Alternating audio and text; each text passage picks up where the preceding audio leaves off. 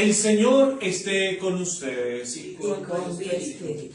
Proclamación del Santo Evangelio según San Marcos. Gloria a ti, Señor.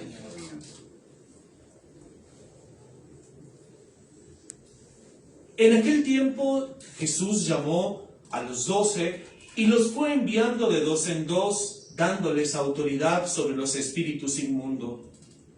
Les encargó que llevaran para el camino un bastón y nada más, pero ni pan ni alforja ni dinero suelto en la faja, que llevaran sandalias, pero no una túnica de repuesto. Y añadió: quédense en la casa donde entren, hasta que se vayan de aquel sitio. Y si en algún lugar no los reciben y no los escuchan, al marcharse, sacúdanse el polvo de los pies para probar culpa. Ellos salieron a predicar la conversión, echaban muchos demonios, ungían con aceite a muchos enfermos y los curaban. Palabra del Señor. Gloria a ti, Señor Jesús. Bien, tomen asiento, queridos hermanos. La liturgia de este jueves 3 de febrero es una liturgia hermosa, de manera especial como todas, pero yo he decidido llamarla la liturgia de las recomendaciones hoy. ¿Por qué? Porque justamente el rey David da unas reglas de oro a su hijo Salomón que lo sucede en el trono, ¿sí? Y digo regla de oro porque el rey David le dice a su hijo esta recomendación. Le dice que él ciertamente va a emprender su viaje, viaje que todos vamos de una u otra forma pues a emprender en cualquier momento de nuestra vida. Pero el rey David le dice a su hijo: ánimo, ánimo, y le dice: guarda las consignas del Señor tu Dios, caminando por sus sendas, guardando sus preceptos, mandatos, decretos y normas, como están escritas en la ley de Moisés, y le dice: y tendrás éxito en todo lo que tú emprendas, donde quiera que vayas, para que el Señor cumpla realmente sus promesas, ¿sí? Es decir, queridos hermanos, le da a su hijo Salomón esta regla de oro que vamos a ver en estos próximos días, las realidades, ¿sí? Y la prosperidad del pueblo de Israel.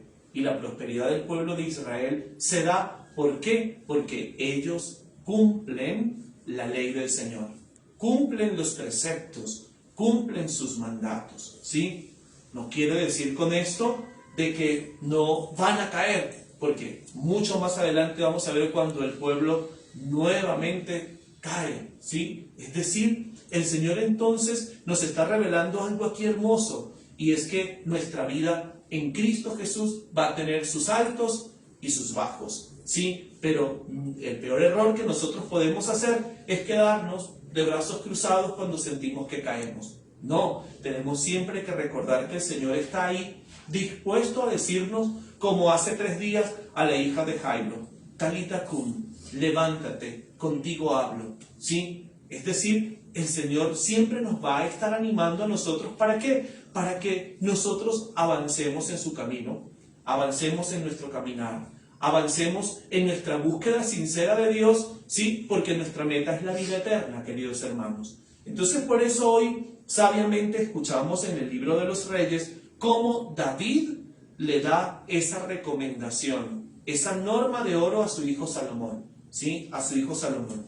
Entonces, de manera especial, pues el Señor hoy nos las está haciendo a nosotros, ¿sí? Y nos las está recordando, y nos está diciendo: pues queridos hijos, si ustedes caminan cumpliendo mis preceptos y cumpliendo mis mandamientos, yo estoy con ustedes, ¿sí? Y todo lo que ustedes emprendan, todo lo que ustedes hagan, lo van a hacer para el bien, ¿sí? Para el bien de todos. ¿Por qué? Porque la ley del Señor es obrar bien. En la ley del Señor, la invitación que nos hace, queridos hermanos, es amarlo a Él ciertamente sobre todas las cosas, pero a nuestro prójimo como a nosotros mismos. Entonces, si nosotros nuestra vida es desgastada en ese amor a Dios y en ese amor al prójimo, pues queridos hermanos, nos tiene que ir bien, ¿sí? Nos tiene que ir en la mayor veces de la vida, nos tiene que ir bien. No quiero decir con esto de que en algunos momentos no nos pasen cosas malas, ¿sí? Recuerden que a los buenos también les pasan cosas malas, ¿sí? A los buenos también les pasan cosas malas. Entonces nosotros tenemos que vivir siempre con esa certeza, ¿sí? Si mi vida está siendo guiada, si mi vida está siendo desgastada, ¿sí? En ese amor a Dios, queridos hermanos, no temamos, ¿sí? No temamos. El Señor realmente está con nosotros y no deja de cumplir sus promesas, no deja de cumplir sus promesas. Es por eso que el Señor entonces en el Evangelio lo ratifica, ¿sí? Y le da recomendaciones a sus discípulos, ¿sí? Y las recomendaciones que el Señor le da a sus discípulos es ¿para qué? Para que sus discípulos confíen plenamente en su amor y en su bondad, ¿sí? Para que ellos confíen en la presencia de Dios a través de la divina providencia, ¿sí? De la divina providencia. Es decir, el Señor nos provee, el Señor nos los da absolutamente todo cuando nosotros hacemos lo que nos corresponde hacer, ¿sí? El Señor lo da absolutamente todo, el Señor lo hace próspero todo, ¿sí? Cuando nosotros trabajamos, cuando nosotros hacemos lo que nos corresponde, pues el Señor hace próspera las obras de nuestras manos. Entonces el Señor confirmando en los discípulos y hoy también en nosotros la urgencia de la evangelización, es decir, esa necesidad que siempre ha tenido la iglesia y que siempre tendrá, queridos hermanos, ¿sí? El anunciar el reino de Dios siempre ha sido una necesidad. Es mucha la cosecha, pocos los trabajadores. Hace días atrás también leíamos cómo a través del Evangelio según San Lucas en su capítulo 10 nos invitaba a clamar a Dios que aumentara el número de trabajadores para su mies, porque es abundante y los trabajadores cada vez son pocos. Entonces el Señor, consciente de esa necesidad, llamó a los discípulos y los envió de dos en dos. ¿A dónde? A los lugares donde él pensaba ir, ¿sí? Y le dio entonces estas recomendaciones, y la primera que le dijo fue que les daba el poder, ¿sí? Para liberar, para sanar, para proclamar esa buena noticia. Pero les dijo, no lleven por el camino dos túnicas, lleven una sola, lleven un bastón, no lleven alforja, no lleven dinero en la faja, ¿sí? Y el Señor les dijo, al lugar donde lleguen, coman y beban de lo que les den, ¿sí? Y si en algún lugar ustedes no los reciben, el Señor no les está diciendo aquí, peleen, refuten. No, el Señor les dijo, sacúdanse el polvo que se les ha pegado en sus sandalias de ese lugar como signo de protesta, ¿sí? Como signo de protesta. Entonces el Señor le dice a sus discípulos, pues que no llevaran tantas cosas. ¿Por qué? Porque es una invitación, queridos hermanos, que el Señor nos está haciendo a nosotros hoy a través de este Evangelio a confiar y a creer. Cuando nosotros realmente estamos haciendo lo que nos corresponde como bautizados, queridos hermanos, no nos falta absolutamente nada. No nos falta absolutamente nada. Dios lo da absolutamente todo. En este pasaje de las Escrituras de San Marcos no lo leemos. Hay otros evangelistas que nos dicen que el mismo Jesús con su propia boca dijo, porque el que trabaja tiene derecho a su salario, tiene derecho a su salario. Entonces, queridos hermanos, cuando realmente el Señor nos envía a todos y cada uno de nosotros a proclamar, cuando el Señor nos envía a todos y cada uno de nosotros a anunciar, nosotros tenemos que confiar plenamente en que Él está con nosotros y que no nos pasará absolutamente nada, ¿sí? No nos faltará y no nos pasará absolutamente nada. Lo peor que nosotros podemos hacer, queridos hermanos, es guardar silencio.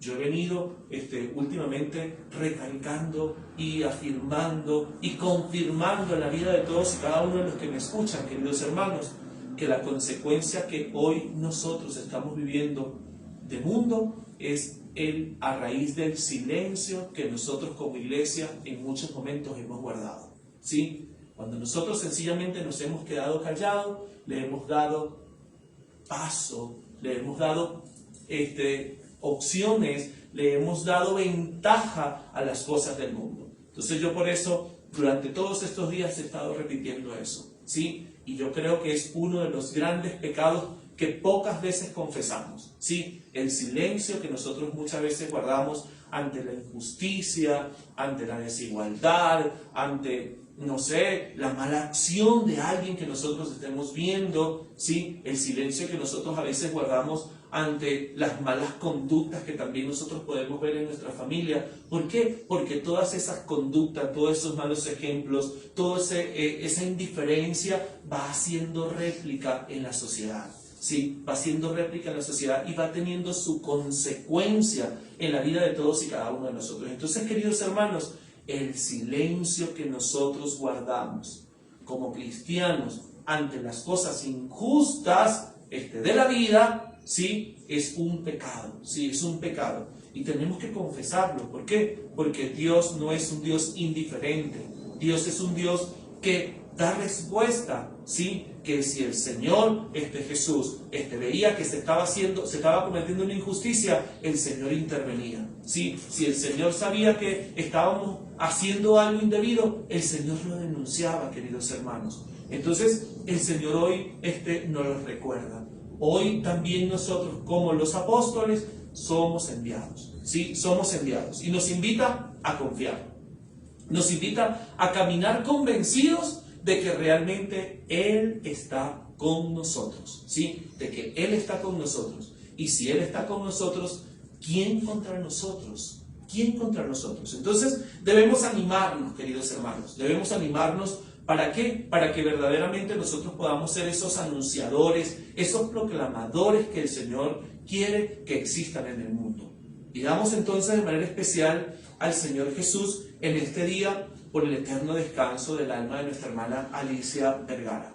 Su familia, sus hijos, pues le recuerdan y piden y claman pues al Señor que ella ya goce de la plenitud de la vida del reino de los cielos, ¿sí? Ya son 18 años que ella pues partió a la casa del Padre y encomendamos de manera especial a través de esta Eucaristía su eterno descanso, pidiéndole al Señor misericordia sobre su alma y perdón sobre todos y cada uno de los pecados, si nuestra hermana le llegó el momento de su partida con alguna situación no resuelta en su vida.